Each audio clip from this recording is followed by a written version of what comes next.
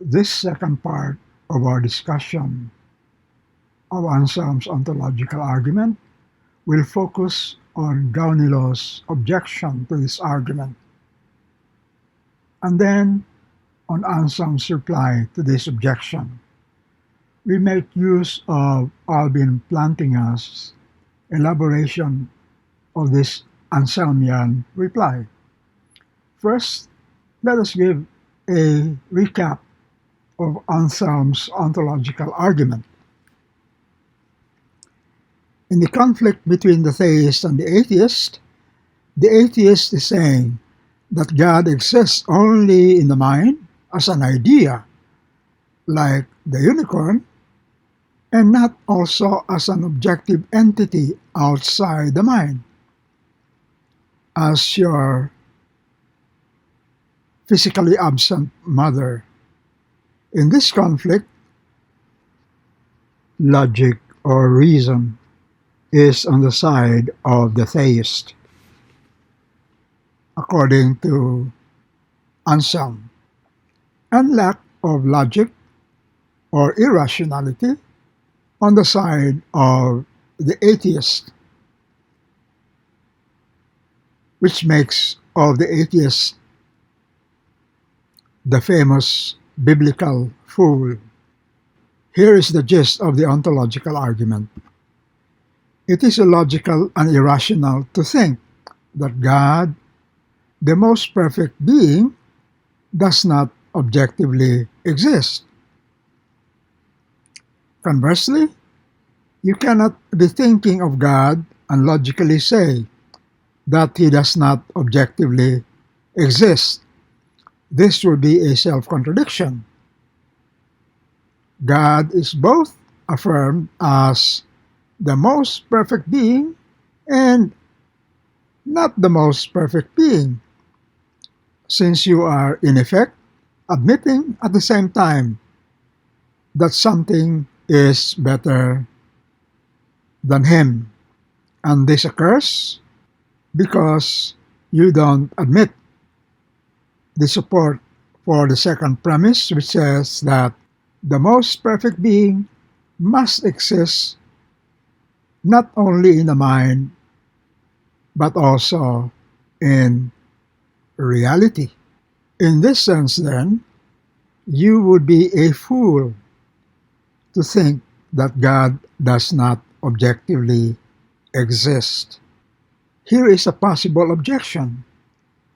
If I have a different idea of God, different from the generic notion of God as most perfect, then Anselm's argument would be invalid. A possible Anselmian answer would be as follows. If I really have a different idea of God than Anselm's, namely, not the most perfect being, then I cannot really disprove Anselm and his ontological argument, and my atheistic attacks on God's existence would not touch Anselm's belief in the objective existence of his and the common view of God as most perfect being. Now we go to Gaunilo's objection to Anselm, which is a more serious objection than what we have just brought up. In the first place, who is Gaunilo? He was an 11th century Benedictine monk, belonging therefore to the same religious order as Anselm. But this time, he is the Benedictine monk of Martmoutiers, France. Gaunilo presented the first major criticism against Anselm's ontological argument by a contemporary of Anselm's, who happens also to be a monk, and who wrote a response entitled On Behalf of the Fool, or In Defense of the Fool. Again, the reference is to the biblical fool alluded to in Anselm's ontological argument. Gaunilo's general argumentative strategy is as follows. Using the Anselmian argument to apply to things which we know don't exist. Gaunilo shows that this argument can be used to prove the existence of things which we know don't exist. Therefore, according to Gaunilo, there must be something wrong with Anselm's ontological argument.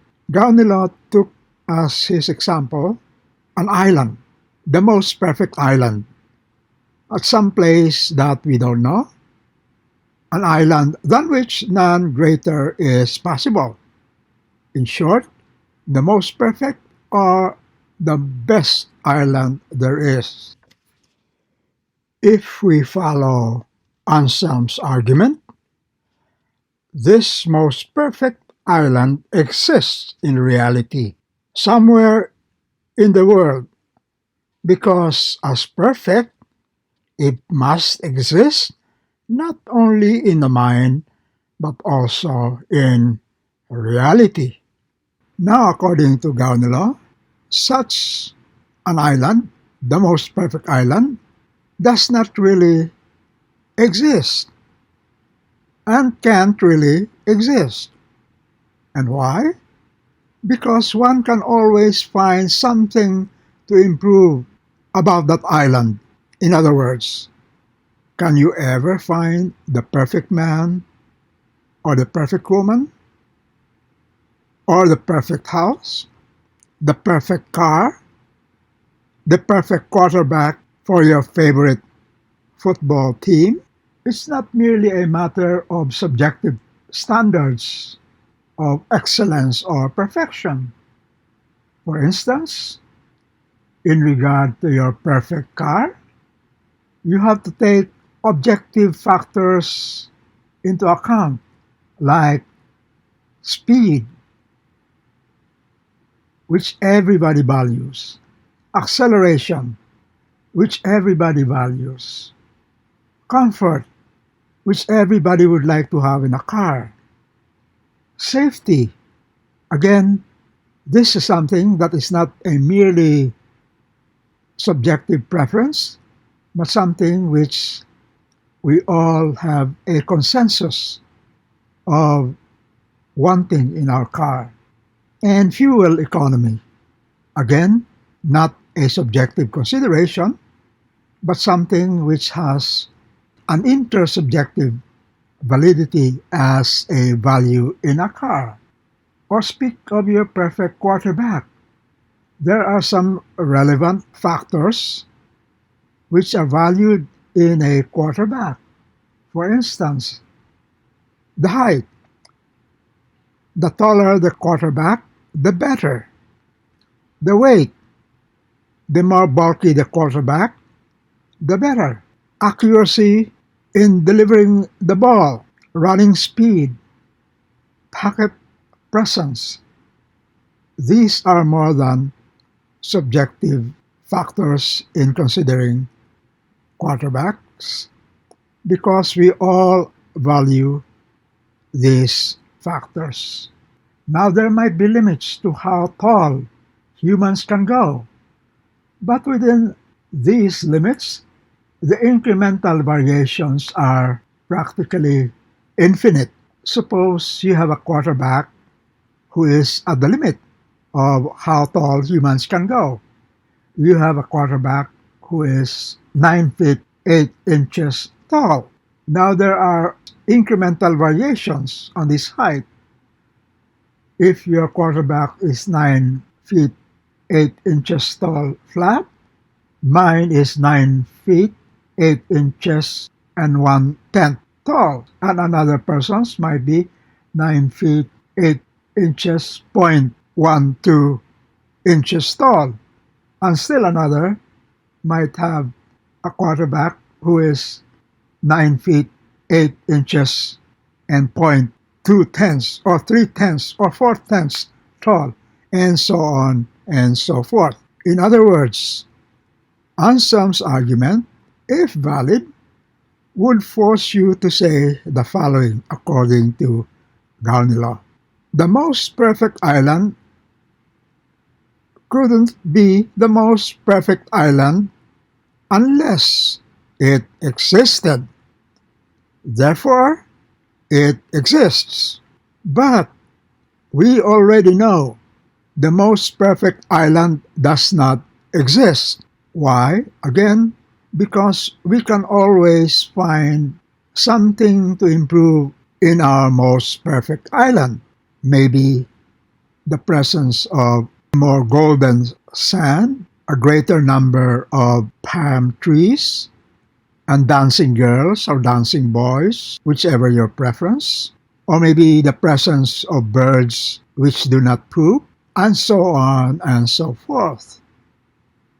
Therefore, Anselm's ontological argument can be used to prove the existence of something which, in fact, according to Gaunilo, does not exist and cannot exist.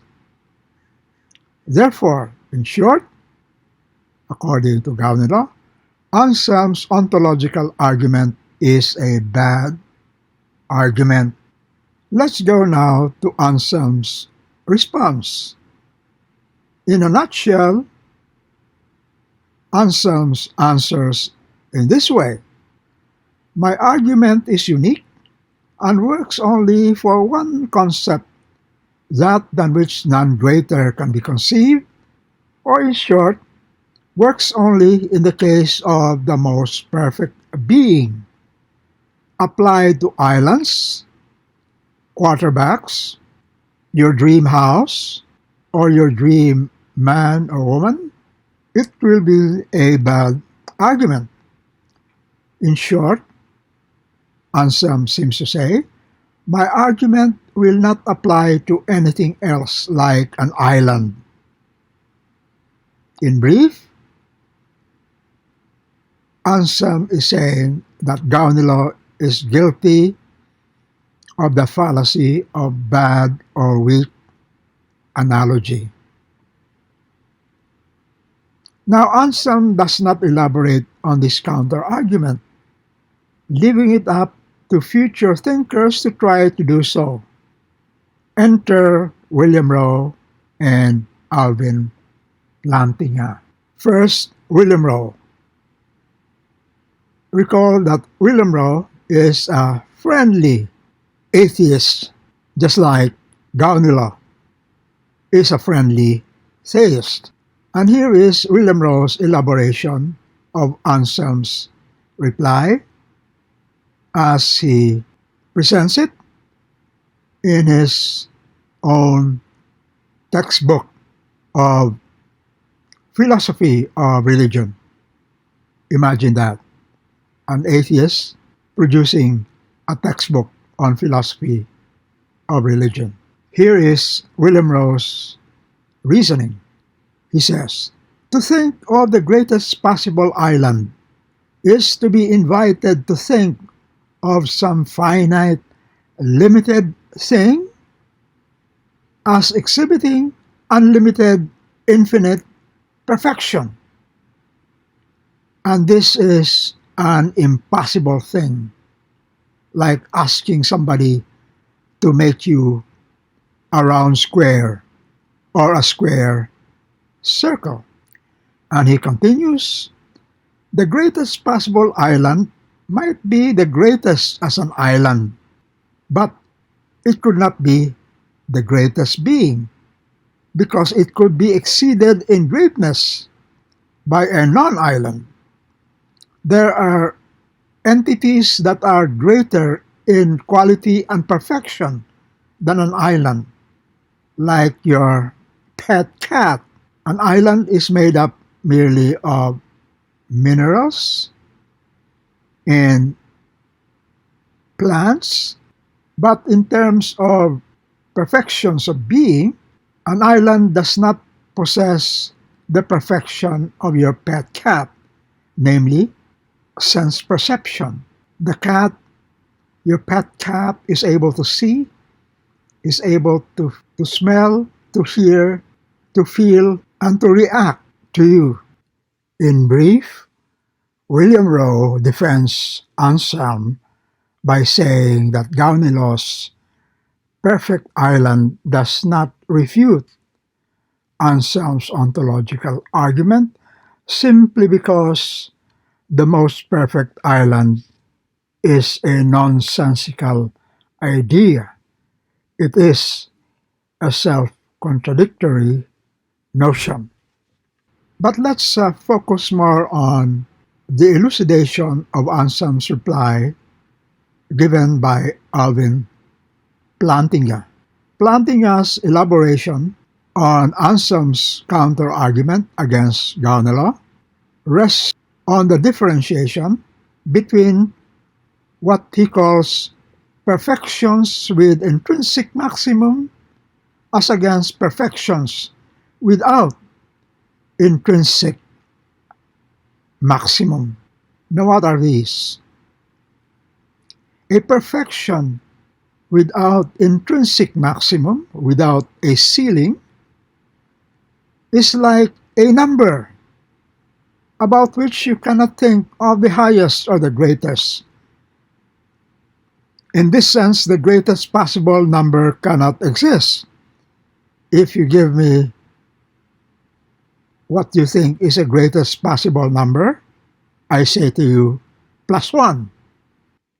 And the 1 unit I add to your greatest number makes my number greater than your supposedly greatest number.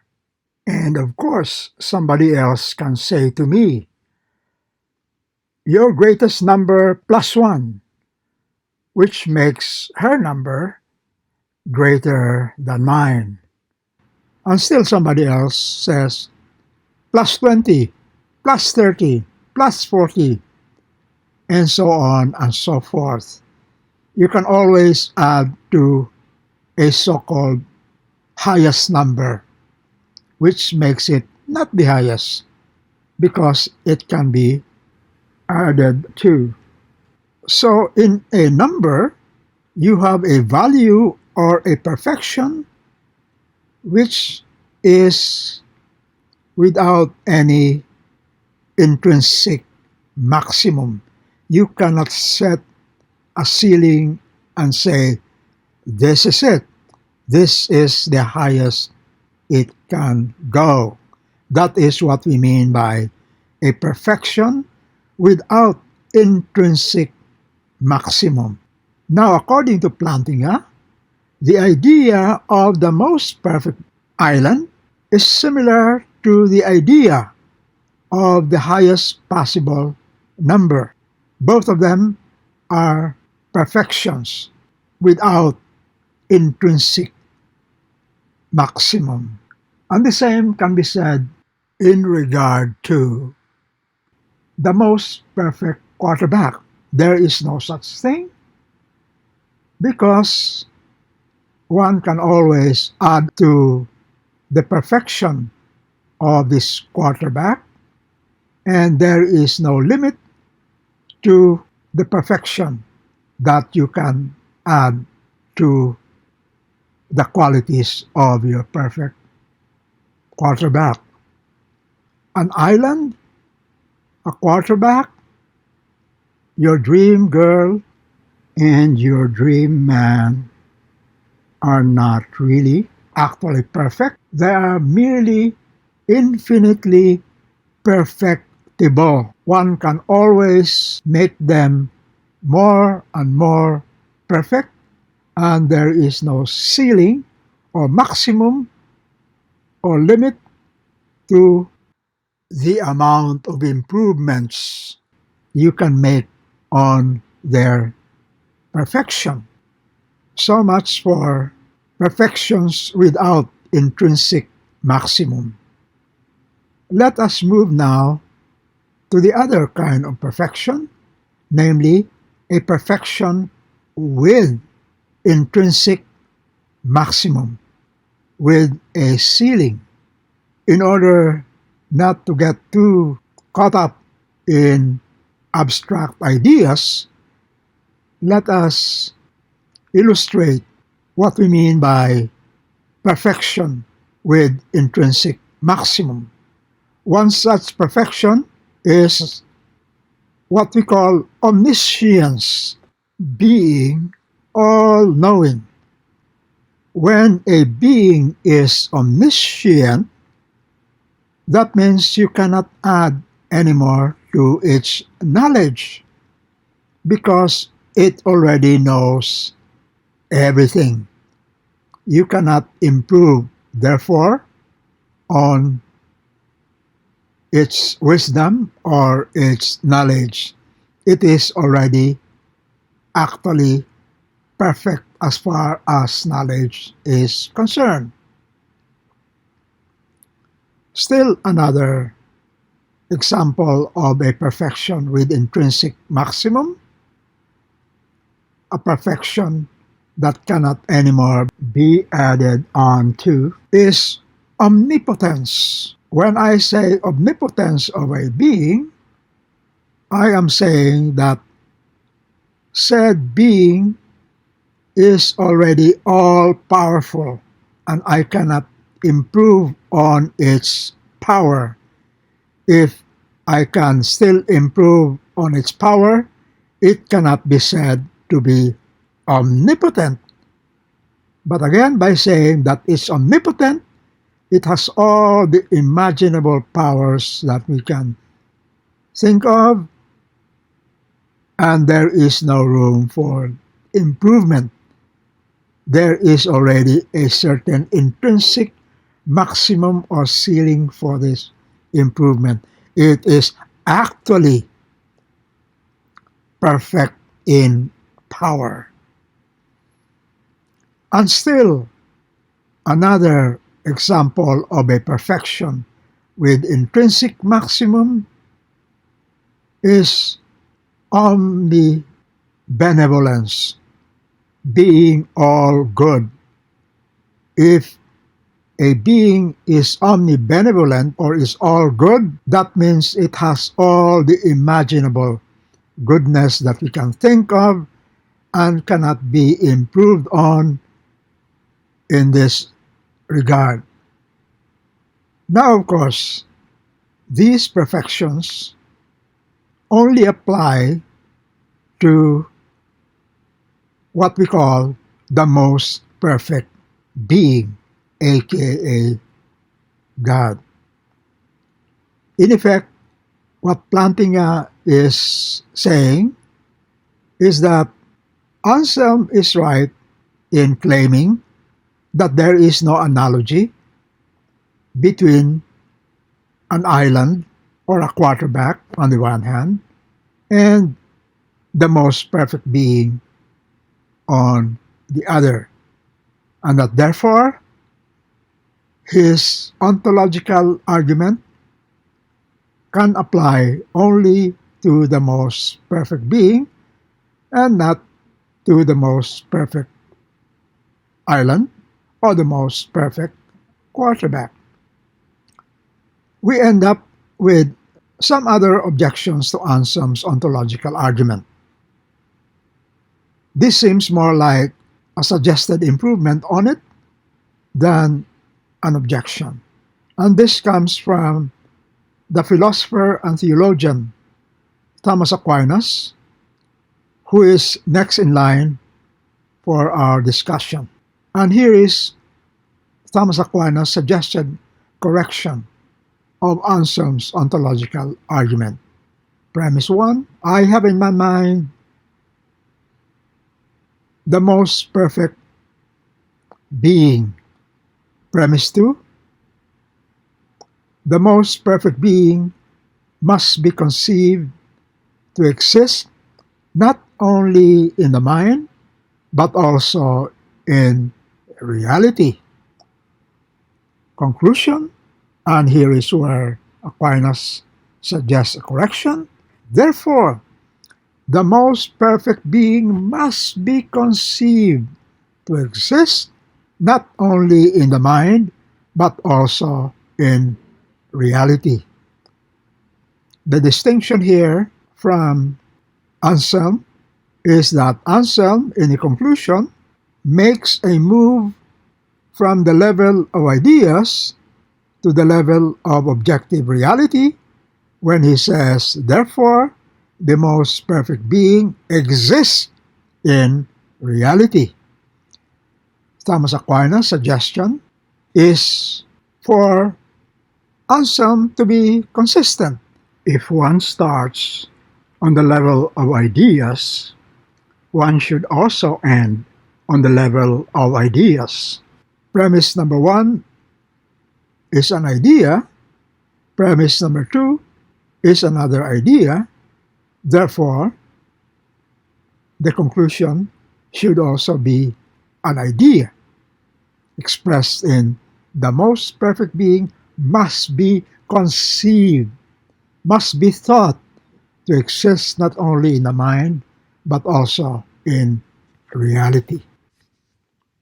On this view, from the premise that a being must be conceived to exist, we cannot make the inference that it therefore actually exists in reality. And with this, we close the curtains on Anselm and his ontological argument.